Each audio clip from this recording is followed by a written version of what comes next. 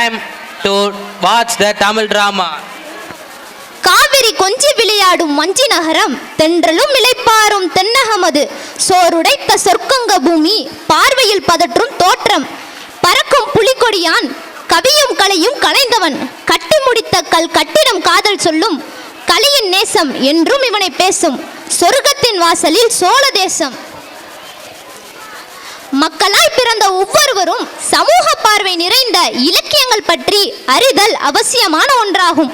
உயிரை விட மானமே பெரிதென மெய்ப்பிக்கும் மன்னர்களின் மாண்பு, வாய்மையே பெரிதாக போற்றிய அரசர்களின் வாழ்க்கை, நீதிக்காக போராடி வென்ற நீதி தவறாத நீதிமான்களின் ஆட்சி, நல்லதையே செய்ய வேண்டும் நல்லதையே நினைக்க வேண்டும் என்பன போன்ற இனிய பாடங்களை போதிக்கும் சங்ககால சர்வ சரித்திர சுவடுகளை ஒவ்வொரு மாணவனும் தெரிந்து கொள்ளுதல் வேண்டும். அவை போதிக்கும் நல்ல பண்புகள் மாணவர்களின் வாழ்க்கையில் கண்டிப்பாக வெற்றி பாதையில் அழைத்து செல்லும். வளர்ந்து வரும் நவநாகரீக உலகத்தில் மனித உயிர்களுக்கும் விலை கூறி நீதி வழங்கும் இக்காலத்தில் விலங்குகளின் உயிர்களுக்கும் உணர்வுண்டு உயர்வுண்டு என்பதை மெய்ப்பிக்க துடிப்பான நடிப்பால் நீதியை நிலைநாட்ட வருகிறார்கள் எமது நீதி தவறாத எம் பள்ளி மாணவர்கள். ராஜாதிராஜ ராஜமாத்தாண்ட ராஜகம்பீர சோழகுல திலகர் மாமன்னர் அனு சக்கரவர்த்தி வரார் வரார் வரார்.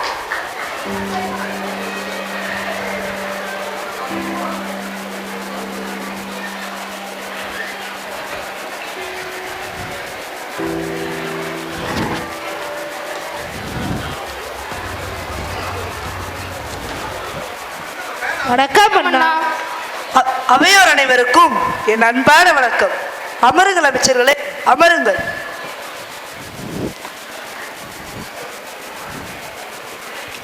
வணக்கம் அண்ணா. உங்களை காண தச்சர் ஒருவர் வந்துள்ளார். அழைத்து வாருங்கள். இதோ அழைத்து வருகின்றேன். வணக்கம் அண்ணா. வாருங்கள் தச்சரே, நேற்று உம்மிடம் ஒரு வேலை கொடுத்தேனே, முடித்து விட்டீரா? ஆம், முடித்து விட்டேன் மன்னா. உங்கள் பார்வைக்காகத்தான் நம் அரண்மனை வாயிலே கட்ட செய்துள்ளேன். அப்படியா? மிக்க மகிழ்ச்சி. சோழநாடு சோழத்து என்பது உலகோர் அறிந்த செய்தி. அது மட்டுமா நம் சோழ குலத்துக்கு பெருமை சேர்க்கும் மற்றொரு செய்தி. நீதி தவறாத ஆட்சி முறை அல்லவா? அதனால்தான் என் ஆட்சியில் குடிமக்கள் யாரும் துன்பப்படக்கூடாது என்று நினைத்தேன். அதற்காக நான் ஏற்படுத்திய ஒரு அமைப்பே ஆராய்ச்சி மணி. அதைத்தான் இந்த தச்சர் சிறப்பாக செய்து முடித்துள்ளார். ஆராய்ச்சி மணியா? அது எதற்கு மன்னா? அதை கொண்டு நீங்கள் எப்படி நீதி வழங்குவீர்கள்? சொல்கிறேன் அமைச்சரே. நம் அரண்மனை வாயிலே இந்த ஆராய்ச்சி மணியை கட்ட செய்துள்ளேன். குடிமக்கள் தங்களுக்கு ஏற்படும் குறைகளை உடனுக்குடன் தீர்த்து கொள்ள இந்த ஆராய்ச்சி மணியை பயன்படுத்திக் கொள்ளலாம். அரசே, இதில் என்ன புதுமை? நீங்கள் தான் மக்களுக்கு எந்த குறை வைப்பதில்லையே. நீங்கள் சொல்வது உண்மையாக கூட இருக்கலாம். ஆனால் தங்கள் குறைகளை வெளிப்படையாக சொல்வதற்கு சிலர் தயங்கலாம் அல்லவா? மேலும் இந்த ஆராய்ச்சி மணியின் நோக்கமே உடனுக்குடன் நீதி வழங்குவது தான் உள்ளது. குடிமக்கள் எப்போது இந்த ஆராய்ச்சி மணியை ஒழித்தாலும் அவர்கள் முன் நானே ஓடோடி சென்று நிற்பேன். அவர்கள் மனக்குறைகளையும் உடனடியாக தீர்த்து வைப்பேன். ஆகா, நீங்கள் தான் சிறந்த மன்னர். இந்நில உலகம் உள்ளவரை உங்கள் புகழ் வாங்கும். நான் வருகின்றேன் மன்னா. சென்று வாருங்கள். வணக்கம் மன்னா. கலைகளையும் கல்வியையும் கற்கச் சென்ற நம் நாட்டு இளவரசர் வந்து கொண்டிருக்கிறார். அப்படியா? எங்கே என் மகன்? இதோ வந்து கொண்டிருக்கிறார். தந்தையே, தாயே, தங்களை வணங்குகிறேன். வீதி விடங்கா, என் அன்பு மகனே, வருக வருக. உன் வருகை இந்த அரண்மனையை அலங்கரிக்கட்டும். மகனே வீதி விடங்கா, உன்னை கண்டு எத்தனை நாள்கள் ஆகிவிட்டது. நீ இல்லாததால் இந்த அரண்மனையும் கலையிலிருந்தே காணப்பட்டது. சரி வீதி விடங்கா, நீ சென்று சற்று நேரம் ஓய்வெடுத்துக்கொள். இல்ல தந்தையே, என் நண்பர்களை பார்த்து வெகு நாட்கள் ஆகிவிட்டது. அவர்களை பார்த்து விட்டு வருகிறேன். தந்தையே, தாயே, எனக்கு அனுமதி தாருங்கள். அப்படியா? சரி, சென்று வா வீதி விடங்கா. நீ தேரில் செல்லும் போது மிகவும் கவனமாக செல்ல வேண்டும். உன்னால் மற்றவர்களுக்கோ மற்றவர்களால் உனக்கோ எந்த ஆபத்தும் நேர வண்ணம் கவனமாக சென்று வா. சரி தந்தையே, நான் வருகின்றேன். அமருங்கள்.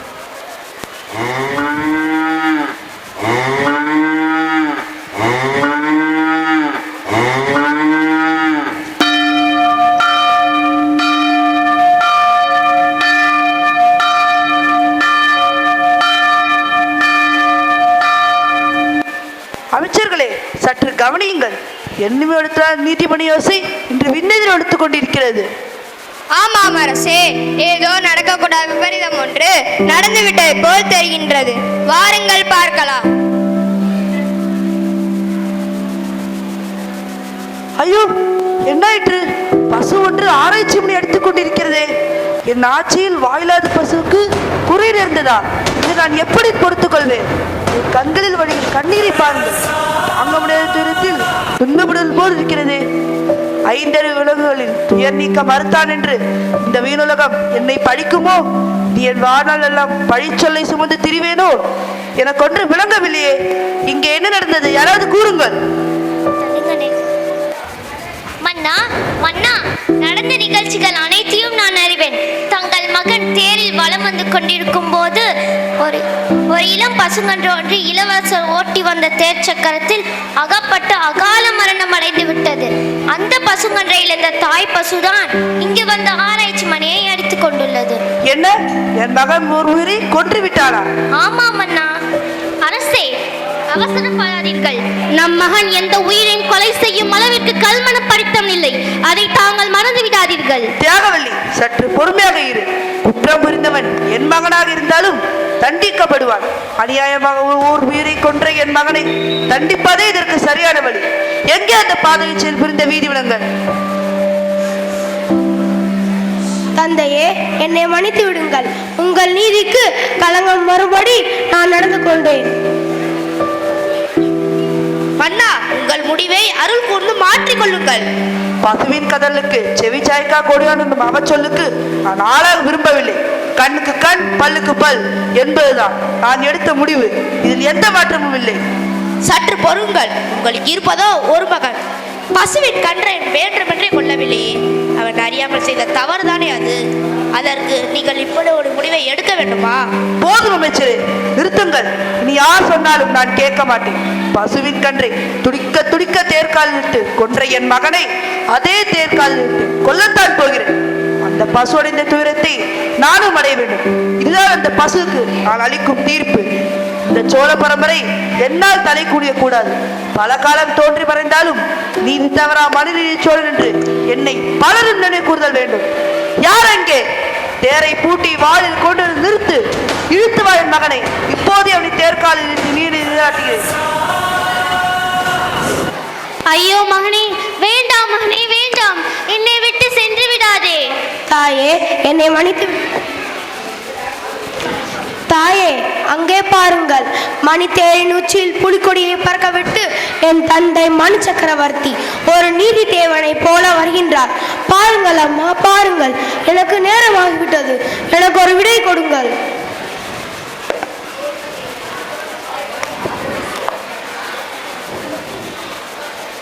சென்று வா மகனே. தந்தையே, உங்கள் கடமையை ஆற்றுங்கள். இதோ தேர் சக்கரத்தில் படுத்துக் கொள்கிறேன்.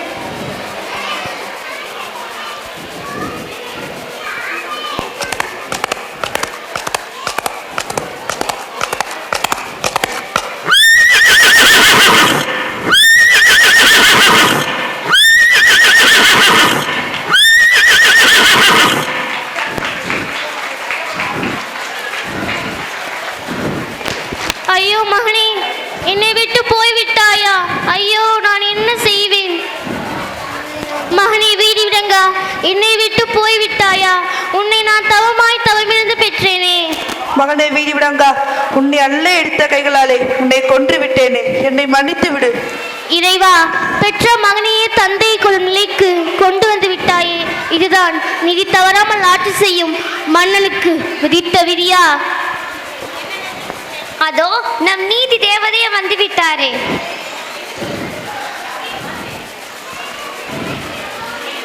மன்னா, உன் நீதியின் தூய்மையை சோதிக்கவே இந்த சம்பவத்தை யாமே நிகழ்த்தினோம். எமது சோதனையில் நீ வெற்றி பெற்று விட்டாய். இதோ இறந்த கன்றும் உன் மகன் வீதி விடங்கனும் உயிர் பெற்று எழுவார்கள். வீதி விடங்கா, எழுந்திரு. இறந்த கன்றும் உயிருடன் வரட்டும்.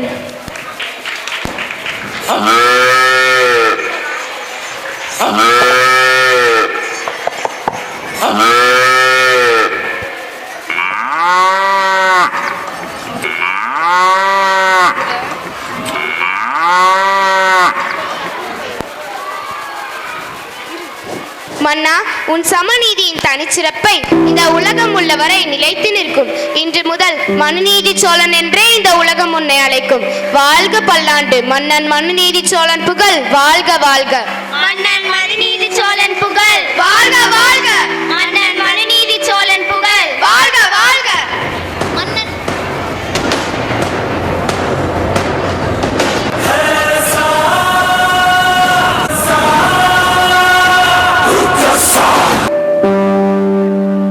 ஹலோ